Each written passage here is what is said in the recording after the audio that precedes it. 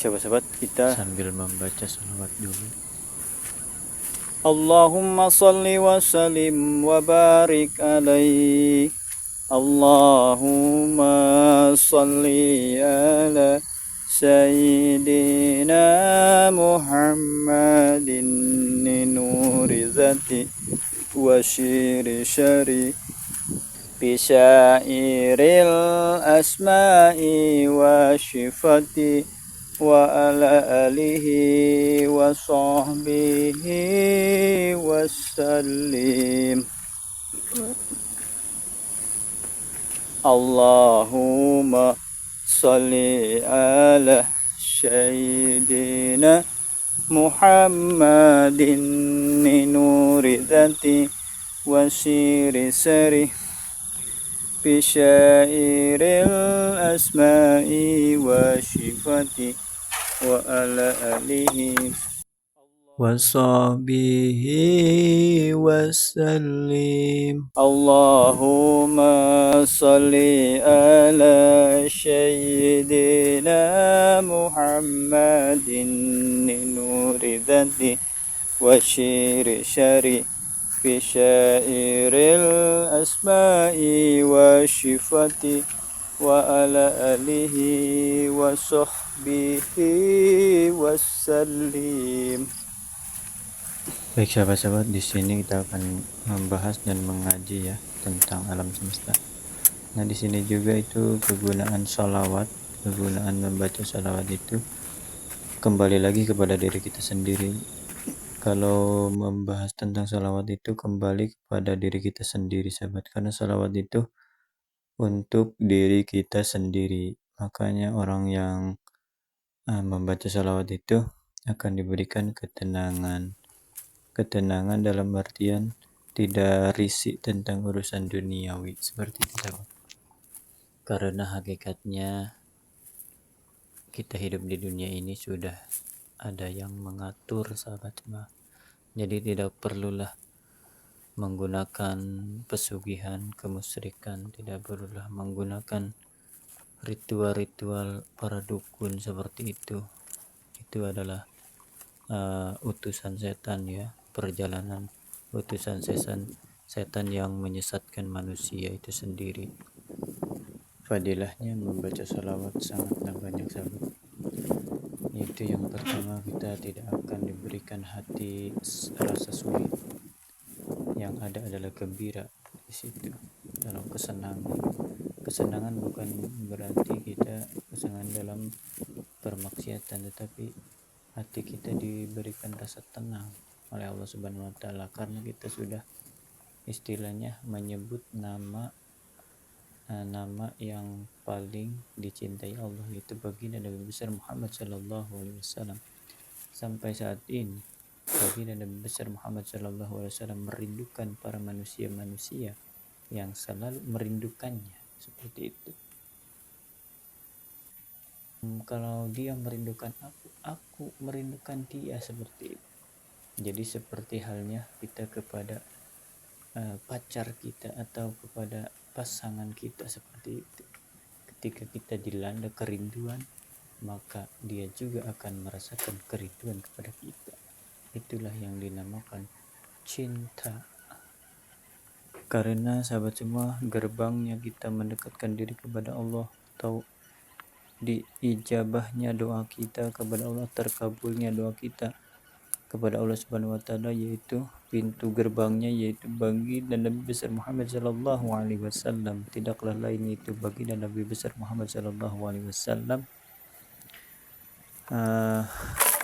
Miftahum babu rahmati as-salawatu, pembukanya pintu rahmat kepadaku yaitu membacakan salawat kepada junjunganku Nabi besar Muhammad sallallahu alaihi wasallam. Kurang lebih seperti itu sahabat.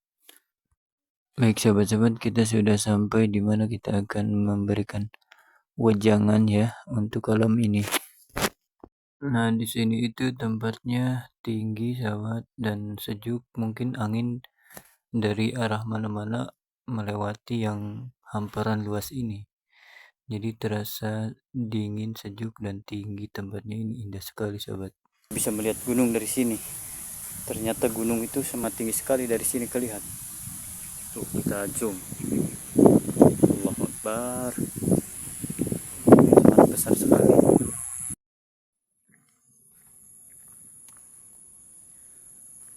Itulah sahabat ya, yang tadi kita kupas. Jadi jangan pernah kita melakukan pesugihan, atau jangan pernah kita melakukan yaitu yang namanya ritual-ritual meminta kepada selain Allah Subhanahu wa taala, karena efeknya kita akan dijadikan tumbal ya pada akhirnya nanti. Memang kita akan kaya raya ya, itu hanya sementara sahabat. Lebih baik kita bekerja keras seperti halnya biasa gitu.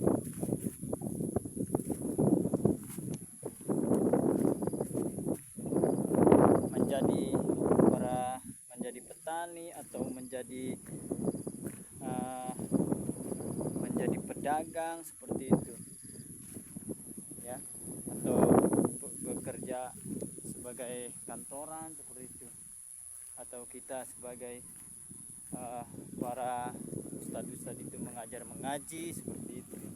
Jadi itu hal-hal yang baik di mata Allah Subhanahu wa taala, seperti itu sahabat.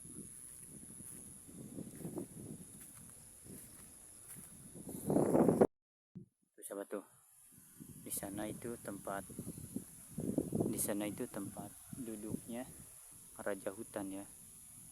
Tempat duduknya raja hutan, di sini tempat minumnya. Itu adalah peninggalan bekas zaman dahulu, mungkin di sini itu dulu itu hutan belantara sahabat. Jadi maka tempat-tempat di sini itu banyak bebatuan dan ada lubang harimau juga di bawah sana itu. Ini kita lagi mengkupasnya di tempat sini sahabat.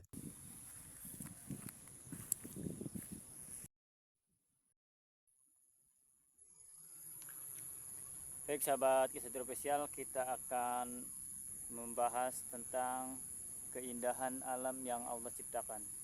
Jadi ketika alam sudah diruksak, sudah dihancurkan oleh penghuninya yang bernama manusia karena rakus untuk memperkaya diri sendiri, maka alam itu akan mendatangkan kehancuran bagi penghuninya, yaitu manusia itu sendiri. Adapun bencana yang akan ditimbulkan oleh alam, satu, angin puting beliung. Kenapa angin puting beliung mengamuk? Karena pohon-pohon besar yang berada di muka bumi ini sudah ditebang seperti itu. Angin tidak tersaring oleh pohon-pohon yang besar itu. Jadi ketika ada angin puting beliung, itu pohon itu yang menyaringnya sahabat. Jadi angin itu akan hancur ketika menabrak pohon-pohon besar. Jadi tidak menjadi angin puting beliung yang sangat besar seperti itu. Tapi ketika angin itu besar datang, pepohonannya tidak ada, sedangkan yang ada itu hanya rumah-rumah para manusia yang berada di muka bumi, maka tidaklah lain yaitu angin itu akan menghancurkan rumah-rumah kita yang akan dihancurkan oleh angin puting beliung. Yang kedua yaitu air ya, sifatnya air itu merusak. Ketika air itu tidak diberikan jalan oleh para manusia untuk lari, maka air itu akan terbendung seperti itu. Seperti halnya di kota-kota itu seperti banjir bandang, itu karena banyaknya bangunan yang menghalangi jalannya air seperti itu sobat. Jadi air tersendat kiri dan kanan, tidak bisa lari dan hanya berkumpul di satu titik. Setelahnya berkumpul di satu titik, maka air itu akan meluap.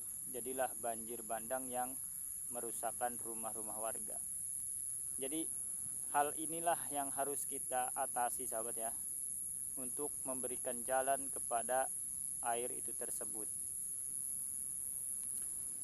Dan yang ketiga itu adalah longsor, yang dimana longsor itu hutannya digundulin, ya, pepohonan besar itu digunduli sehingga mengakibatkan erosi atau longsor, hancur berantakan berkeping-keping, apalagi yang rumahnya berada di tebing atau di gunung tersebut, maka gunung tersebut akan longsor.